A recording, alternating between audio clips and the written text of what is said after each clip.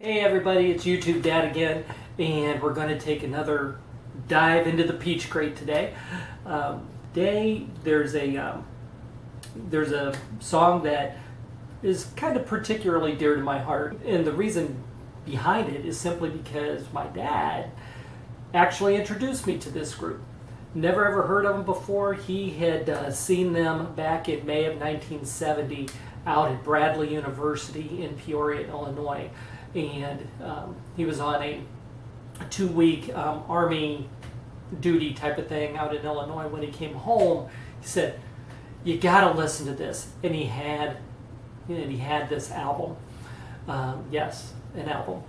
And bottom line of it, he went out, bought a cassette, he bought a boom box, he bought headphones. He was really into this group.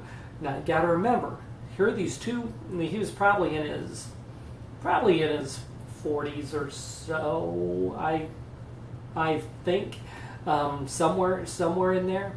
But there are these two Army guys on the campus of Bradley University, sticking out like sore thumbs, and they enjoyed this group.